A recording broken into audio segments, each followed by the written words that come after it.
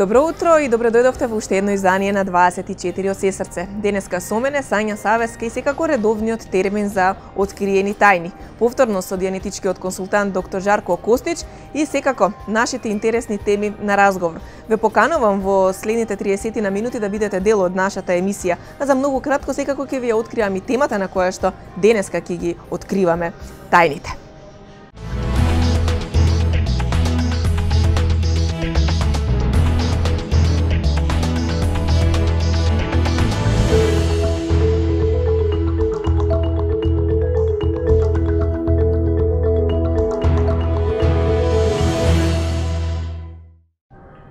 Во секојдневниот живот се соочуваме со донесување на поголеми или помали одлуки. Секако, сите сакаме да не погрешиме во донесувањето на одлуките и постојано се прашуваме дали нешто е правилно или не.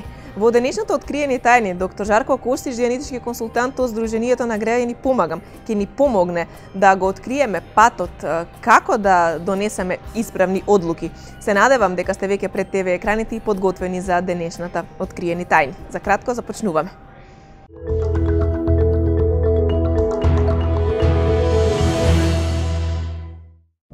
Почитувани гледачи, како да донесеме исправна одлука, секако темата која што веќе ви ја најавив, денеска повторно со нас доктор Жарко Костич, дијанетички консултант од Сдруженијето на Граѓани Помагам. Останете пред ТВ екраните, започнуваме на вистина интересна тема. Жарко, добро утро и добре дојдовте. Добро утро, Сања, добро утро до нашите драги гледачи. Сите сакаат да донесат исправни одлуки, никој не сака да погреши во донесувањето на битните животни одлуки, дали се тоа поголеми или помали. Некои не се толку многу значени за нашиот живот и се помалку битни, на нив не размислуваме многу и не ни создаваат потешкоти, додека пак имаме животни одлуки за кои што секако повеќе внимание посветуваме и потребни се повеќе податоци за да донесеме исправна одлука, затоа што само исправна одлука може всушност да ни го обезбеди оној опстанок за кој што зборуваме и за кој што живееме, доколку донесеме неисправна одлука, самото по себе значи дека го губиме опстанокот. Баш така. Во суштина станува збор за што е тоа што ќе ни даде опстанок, што е тоа што ќе ни даде неопстанок, што е тоа што ќе ни помогне да бидеме поуспешни и што е тоа што ќе ни го нареши успехот, баш како што кажа. Спомнавме во многу емисии за цели, за намери, кои не се целите во животот и така натаму, но мислам дека спомнавме дека има човекот една главна цел во животот, а тоа е опстанокот. Значи секој од нас сака да опстане на највисок можен начин на кој што може тој да опстане и опстанокот е нешто од кое што на различни начини секој од нас го цени или го проценува. Како еден опстанува, како друг опстанува, стандардите за опстанок се различни, начините на опстанок исто така се различни, така да дефинитивно во оваа емисија ќе опфатиме многу интересни теми како опстанокот генерално да си го подобриме, а секако тоа ќе значи и како да донесеме исправни и позитивни одлуки. Жарко, гледаме дека опстанокот всушност опфаќа многу повеќе области и дека сите ние сме мотивирани да опстанеме најдобро нели што можеме. Животот не е сведен секако само на индивидуалниот опстанок, иако и тој нели е многу значаен и многу важен за нас, но што е тоа што не мотивира да опстанеме или зашто всушност ние опстануваме? Тоа е интересно. Господинот Хабарт успел да го класифицира целиот живот. Стварно интересно кога ќе размислиме на оваа тема во 8 области или 8 сфери, да кажеме, каде што на некој начин целиот живот можеме да го класификуваме или да го подредиме. И точно е дека човекот, кога ќе го погледнеме целиот живот кој што го живееме, не опстануваме само како индивидуа, него сме вклучени, пак ќе кажам, во повеќе сфери, во повеќе игри во животот и се трудиме да добиеме опстанок во секоја една од нив. Ако кажеме дека опстанокот е крајната цел, највисокиот опстанок да кажеме дека е крајната цел на сите нас, но она што е интересно да се разбере е како и на кои начини ние све можеме да опстанеме. И тоа е тоа што ќе биде тема на оваа емисија и ќе одговорам тоа се во ова прашање, малку ќе го образложам пошироко одговорот, но па не е битно за понатаму. Фактички човекот е мотивиран да опстане во различни сегменти од животот. Секој од нас сака да опстане како индивидуа. Така? Секој од нас сака да има најдобар опстанок за мене како Жарко, како Сања, како кој да е единка, секој од нас се труди да опстане како индивидуа, затоа што како индивидуа ние сме насекаде, да кажеме, во сите игри во животот. Тука спаѓа нашето тело, како размислуваме, нашиот ум, имаме самодоверба, немаме самодоверба, имаме знаење во дадена област, не, како единка, како се вклопуваме во групата на работа и така натаму. Значи, секој од нас има порив да опстане како единка. Секако дека имаме порив многу други работи да опстанат, но пак ќе кажеме некогаш, односно секогаш имаме порив да опстанеме и ние како индивидуа за да можеме да на некој начин и помагаме во останатите сфери. Значи, овие пориви ќе ги крстиме, односно се именувани како динамици. Динамик е збор кој што потекнува од зборот динамо, кој што значи сила која што не мотивира. Значи, гледате, имаме некакви сили кои што не мотивираат да опстанеме. Ние како единка сме мотивирани да опстанеме за нас како единка. Но исто така сме мотивирани, нели, да опстанеме и преку некои други сегменти. Така, ќе дое период кога сакаме да основаме фамилија, кога сакаме да имаме деца и така натаму. Значи, ние исто така имаме порив, природен порив, да оформиме врска со некого. Така, сексот и одгледување на децата е вториот динамик или вториот порив. Ако кажеме дека првиот порив или првиот динамик, првата сфера која што не мотивира да кажеме да опстанок, и овие бројки не значат по приоритет која е најбитна, него едноставно се бројки, како што имавме на тонската скала бројки. Значи, првиот динамик е динамикот на самите нас, сакаме да опстанеме како индивидуа. Второто нешто што не мотивира во животот е поривот да створиме фамилија, сексот и одгледувањето на децата. И ќе видите дека тоа е порив. Така човекот има порив да најде партнер, има порив да формира фамилија, има порив да опстане преку тоа и опстанува за тоа. Видите, луѓето опстануваат преку фамилијата и опстануваат за фамилијата. Многу често ќе видите колку родителите се среќни кога ќе слушнат за успехот на нивните деца. И гледате колку имаат радост во тој момент, поради тоа што луѓето опстануваат преку тоа, но исто така опстануваат и за тоа. Колку пати работиме нешто само заради нашата фамилија, заради доброто на децата, за сопругот, за сопругата, за дечкото, за девојката. Така, гледате, тоа е порив. Пак ќе кажам, значи, вториот динамик ги опфаќа сексот и одгледувањето на деца, и секој човек го има тој порив да створи такво нешто. Третиот порив е порив да бидеме дел од групата и да опстане групата. Гледате, сите ние сакаме да сме дел од некоја група. И овој порив е порив за групата да опстане. Гледате, дали тука под група може да биде колективот, тимот во кој што членуваме, не знам, одиме на хор, хорска секција е група, самата зграда каде што живееме е група, уличката, ако живееме во уличка, не знам, школото, за кој што може би играме кошарка. Гледате, групи имаме различни. Македонија е група, па колку дели, луѓето се среќни кога ќе победи Македонија во некој спорт, затоа што е групен динамик. Тоа е поривот, групата да опстане. И секој човек го има тој порив. Четвртиот порив или четвртиот динамик е поривот да опстане целото човештво. Гледате, ние сме дел од човештвото. Во човештвото имаме многу раси. Сите раси заедно се четвртиот динамик. Гледате, човекот како раса, како вид. Сите од нас имаме порив човештвото да опстане. Така сега се соочуваме со мигрантските кризи и така натаму, колку имаме луѓе, колку ние сакаме да помогнеме на останатите, поради тоа што се луѓе, така се дел од нас, ние сме дел од тој динамик. Петиот динамик или порив за опстанок е поривот за да се опстане да опстане целиот жив свет. Имате луѓе кои сакаат миленичиња, така нешто што е живо. Куче, маче, папагалче, растенија. Замислете ако сте сами и немате никој околу вас, сакаш да имаш нешто живо околу тебе. Гледате, имаме други форми на живот. Не е само телото како форма на живот, неко имаме други форми на живот. И сите други форми на живот ги класификуваме во овој пети динамик или порив за опстанок, поради тоа што имаме порив целиот жив свет да опстане. Сакаме да имаме куче, сакаме да имаме мача, сакаме да имаме растенија, одгледуваме градината, цвеќињата ги наводнуваме, едноставно сме волни да опстанеме со тоа и тоа ни носи задоволство, нели? Шестиот порив или шестиот динамик е физичкиот универзум. Гледате, за се ова што не живееме во овој физички универзум. Сето ова, за да можеме да направиме емисијата, ни треба камера, ни треба место каде што ќе седнеме, убав интериер и така натаму. Значи, шестиот динамик, луѓето го сакаат тоа. Сакаме да имаме покрив на главата, сакаме да имаме кола, сакаме да имаме убава гардероба, така да шестиот динамик е поривот на човекот да опстане овој физички универзум. Нели се грижиме за физичкиот универзум. Седмиот порив или седмиот динамик е порив за духовност. Можеме да кажеме дека ние сме духовни битија. Или многу често во претходните емисии рековме дека ние не сме тело, него имаме некаква животна сила. Така, центар на свесност, свесноста на некој начин, кој што сме ние.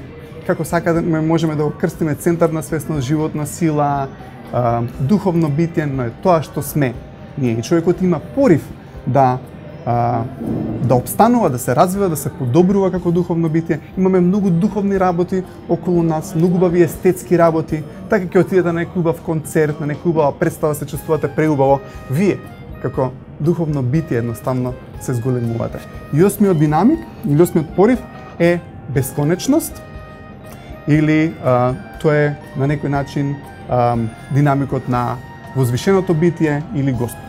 Така да имаме луѓе кои што веруваат, нели, во тоа, секако знам дека има и луѓе кои што не веруваат, но како и да е, имаме луѓе кои што веруваат во тој порив, во тој сегмент од нашиот живот.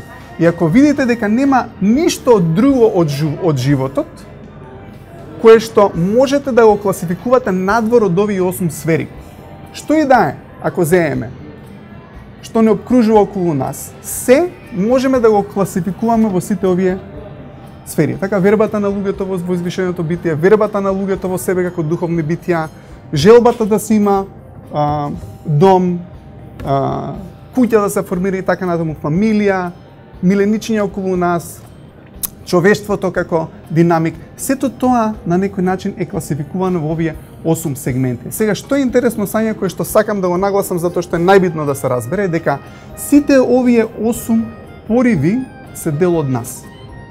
Гледате, тоа се наши пориви. Јас ги имам тие 8 пориви и мотивации, ти ги имаш тие 8 пориви и 8 мотивации и сите околу нас ги има тие 8 пориви. Значи, обстанокот се сведува на 8 сегменти. Во сите овие 8 сегменти човекот може да креира и може да добие обстанок.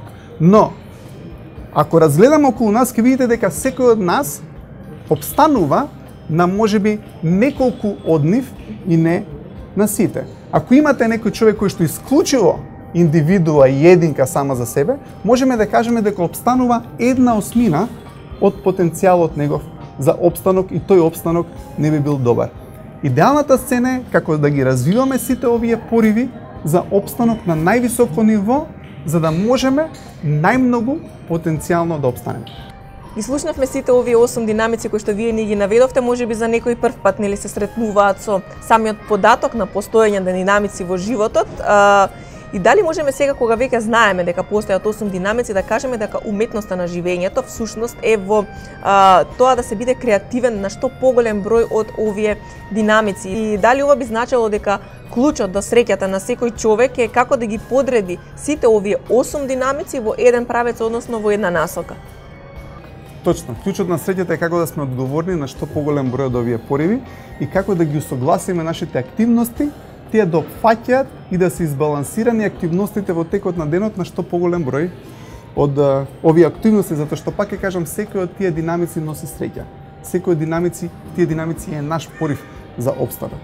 Замислете ако имаме еден идеален ден, каде што сме активни на работа, каде што сме си поминале преубаво со фамилијата, каде што не знам, убаво сме се поминале со кученцето кое што сме го имале, сме отишле на опера или на балет и сме се чувствувале духовно многу убаво. Што и да е, во денот, кога ќе ги опфатиме што повеќе од овие пориви за опстанок, се чувствуваме се по и посреќно. Се уметноста на животот е како да ги скомпинираме овие динамици на тој начин да секој од овие динамици опстанува. Затоа што да земеме една ситуација, можеби некој човек на првиот динамик во врска со себе не се чувствува убаво. Можеби не знае, не е спремен за работата, не работи на себе, можеби пие или како и да е неговата ситуација, не е добар на прв динамик. Каков тој ќе биде во вториот динамик? Нема да обстанува многу добро, поради тоа што не може да го вклопи вториот динамик со себе. Или можеби на третиот динамик, кај да кажеме на работа, имате ситуација каде што имате стрес. каде што имате некоја работа која што работите, можеби во која што не ни верувате и не ни сакате да ја работите. Правите компромис во тоа што вистински верувате, ама мислите дека окей, сега морам ова да го работам тоа, ама неќам. Ке дојдете дома, се чувствувате разочарани, се чувствувате лошо, се чувствувате мизерно, сте критични, не сте позитивни, па тоа влие на вашата сопруга, може да влие на вашите деца и така натаму. Ги запоставувате вашите работи кои што ги поседувате. Кога некогаш не се чувствуваме духовно или ментално убаво, ќе видите колку нашите физички предмети изгледаат лошо. Ќе видите некој човек кој што има такви проблеми, ќе видите дека е неред околу него се. Гледате, него контролира шестиот динамик, физичкиот универзум. Така да, уметноста на живењето сање е точно тоа. Како да го направиме животот да биде баланс на активности во кои што се поголем и поголем број од овие динамици вклучуваме. Колку во постоењето наше, колку во нашиот живот ги вклучуваме сите овие пориви за опстанок и на колку повеќе од овие пориви сме активни, толку посрекни и поубави и поубав ќе ни биде животот. Да. Ова тука некако ме наведува да го поставиме и прашањето поврзано со денешната тема. Што е тоа исправна одлука?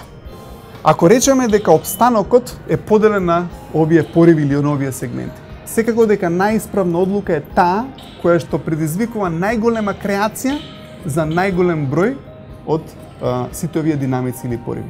Ако имаме некоја одлука која ќе ја донесеме или ќе го превземеме чекорот, кој што ќе имаме голема корист ние како индивидуа, фамилијата ќе има корист, групата ќе има корист, таа одлука ќе биде добра за човештвото. Така, за физичкиот универзум можеби ќе имам подобри средства, подобри услови, подобри финанси и така натаму. Можеби пак е одлука која што ќе влие на мојата духовност многу. Разбирате, можеби нема да имам толку многу финанси, но ќе имам духовна гордост, фамилијата ќе ми биде среќна и така натаму. Треба да размислиме кои од овие одлуки што ги носиме ќе ни даде најголема креација, најголема конструктивност на што поголем број од овие динамици. Во спротивно, ако донесеме одлука која што е добра само за едниот динамик, само за нас како единка, видите, ама никој не опстанува сам. Таа одлука, ако не е добра за фамилијата, ако не е добра за групата, ако е одлука која што прави да немам начин финансиски како да опстанам или во физичкиот универзум, одлука која што ме прави духовно да се чувствувам неубаво, одлука која не е добра за живиот свет и така натаму, тогаш значи дека не е добра одлука. Така да, сите одлуки кога ќе ги, ова е како малку и математичка формула сање на некој начин. Треба да ги знаеме кои се овие пориви кои што го креираат нашиот живот и кога сме на раскрсница на еден пат, треба да донесеме одлука и да речеме, окей, ако ја донесам ова одлука, да, можеби ќе го имам ова добро кое што е на еден од овие динамици, но е деструктивно на 4. Тоа значи дека не е добра одлука. Или имаме одлука која што ќе речеме, ова е конструктивно за 5 од моите динамици, но за еден не е. Ма сепак тоа е добра одлука, затоа што е конструктивна за 5. Ако донесеме одлука која што е конструктивна за 6, 7, за сите динамици, тоа е најдобра одлука. Не секогаш можеме да ги вклучиме сите динамици во одлуките, затоа што некогаш во нашите одлуки станува збор дека и влие на 1, 2 или 3 динамик, не повеќе.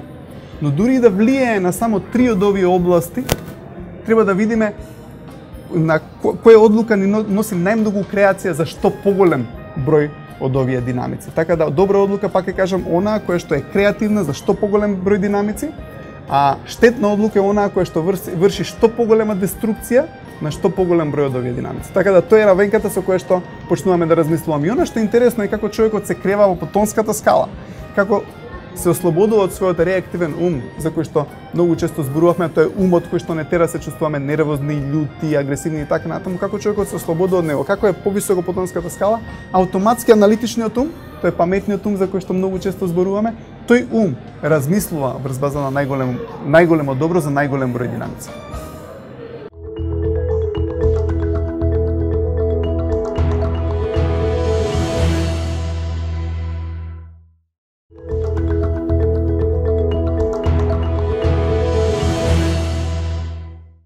По кратката пауза се враќаме и продолжуваме со разговорот на тема како да донесеме исправни одлуки. Со нас е повторно дијанетичкиот консултант Жарко Костич и ние продолжуваме понатаму уште накратко некои совети да ја заокружиме и оваа денешна тема.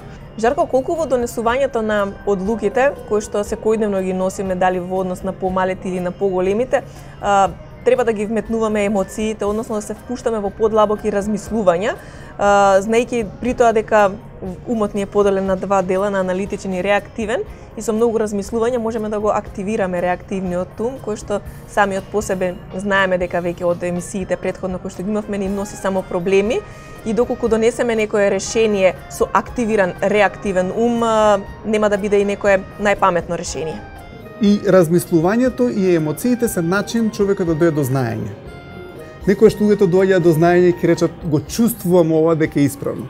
Така, некојаш ќе размислуваат за да дојдат до некое решение. Не дека се погрешни како методи, но знаејќи дека имаме реактивен ум, некојаш кога премногу размислуваме, не знаеме дали решенијата ни ги дава реактивниот ум, кој што е негативен дел од умот, или пак е аналитичниот ум кој што е вистински добар и кој што знае да најде здраворазумни решенија.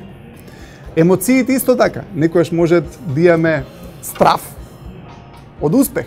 Некојаш луѓето имаат реактивен ум, односно имаме сите луѓе реактивен ум, и некојаш луѓето може да се у моментот кога знаат дека ќе успеат да им се јави страв од тоа. Така, но треба да знаат дека треба да го поминат тој страв затоа што треба да дојде до успех.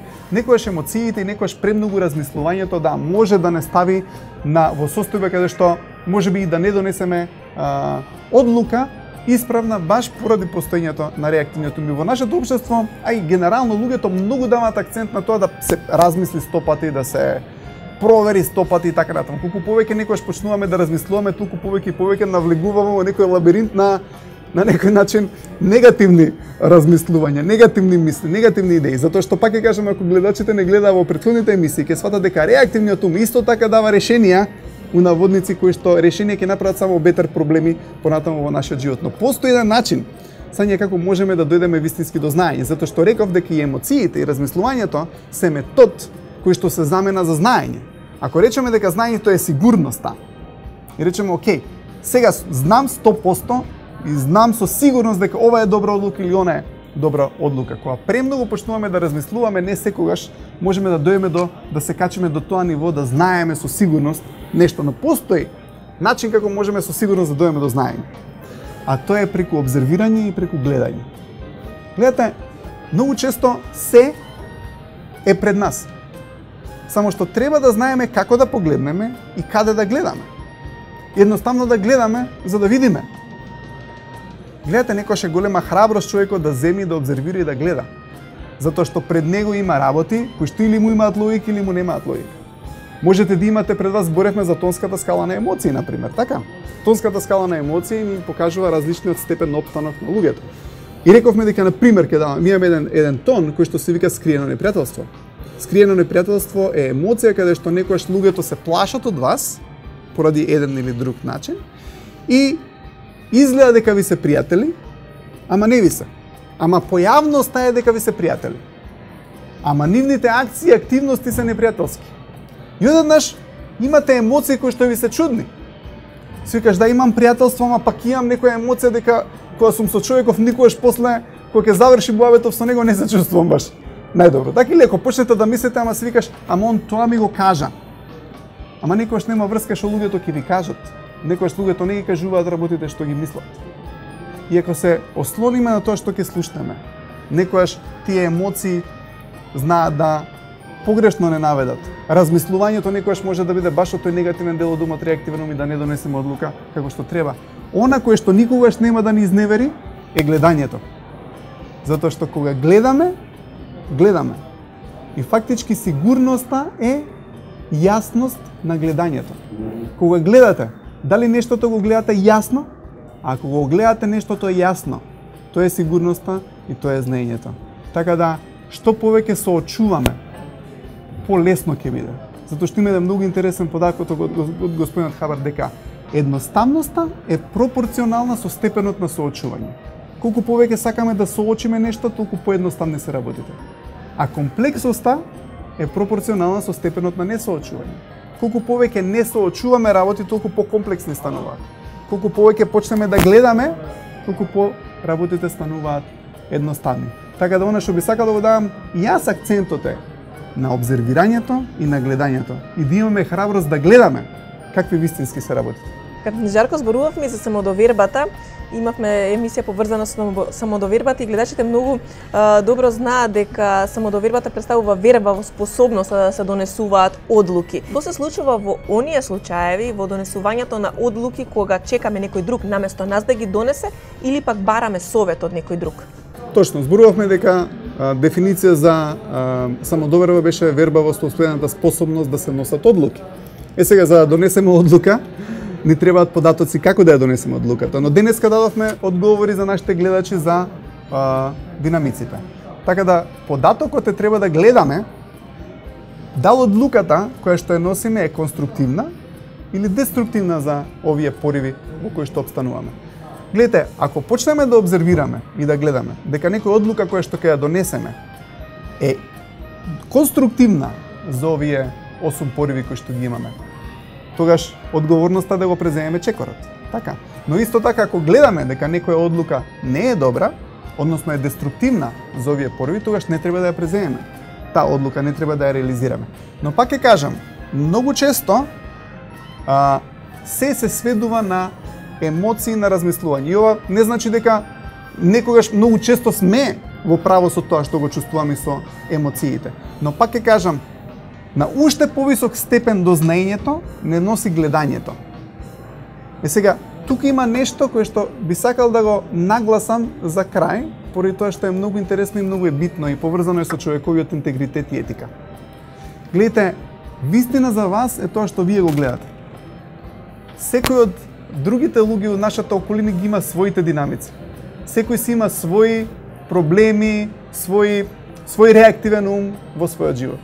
Секој гледа од различна насока, но секој гледа за своите пориви, така. Но, ако ние гледаме за нас и гледаме за да видиме, затоа што многу често луѓето гледаат за да не видат, но тука нема храброст, и нема чест, и нема интегритет. Мораме да гледаме во нашиот живот за да стварно видиме и да имаме желба да знаеме. Многу е лесно да не знаеме, особено ако знаењето што ќе го добиеме не е пријатно некојаш да се соочи. Но без разлика на што, интегритет на еден човек се состои баш од тоа, да има храброст да гледа, да гледа за да види, да дознае и да има храброст да го каже тоа што го гледа. И тоа е интегритет, многу интересно. Ако видите дека не постои друг интегритет, затоа што ако го изгубиме ова, губиме се што имаме. Зборот интегритет значи целовитост. Затоа што кога ќе почнеме да правиме компромис и да не гледаме тоа што е пред нас и да не донесуваме одлуки кои што се во најголемо добро за најголем број динамици, поради тоа што можеби еден од тие динамици можеби не е добра одлуката, ама добра е за 7. Гледате, тоа е опстанок. Секако дека најдобра одлука е за сите. Така. Но мораме да гледаме за сами да видиме, но треба да гледаме со желба да видиме. Не треба да гледаме со желба да не видиме. Затоа што ако гледаме со желба да видиме и гледаме за да гледаме и за да знаеме и да го кажеме тоа што сме го виделе, не постои друг интегритет. Ама ако го изгубиме тоа сања, губиме се. Така да, мојата порака до нашите гледачи е да гледаат за да видат и да бидат сигурни во тоа што го гледаат. Нека гледаат толку долго колку што треба да бидат сигурни во тоа што го виделе. Затоа што способност се состои од 3 работи. Обзервирање, одлука базирање на тоа што сте го виделе јасно и 3 акции. Значи способноста се состои од обзервирање, носење на одлука и преземање на акција. И таа акција да биде во согласност со најголемо добро за најголем број од динамиците. Жарко, јас се надевам дека гледачите на телевизија 24 Вести денеска донесоа исправна одлука, со тоа што решија овие половина час да ги поминат со нас во сооткриени тајни секако со вас. Вие им дадовте навистина убави совети на кој начин може да донесат исправни одлуки и што е она на кое што треба да внимаваат при донесувањето на важни одлуки во животот. Ги запознавме за прв пат, ги сретнавме и 8 динамици, кои што претпоставувам дека ќе бидат од голема корист да се знаат и понатаму да се користат во животот, а поготово при носењето на значајни и важни одлуки. Ви благодарам за денешното гостување. Секако следниот четврток сме повторно заедно од 9 часот и 15 минути на телевизија 24 Вести. Ти благодарам, Сања, благодарност за нашите драги гледачи.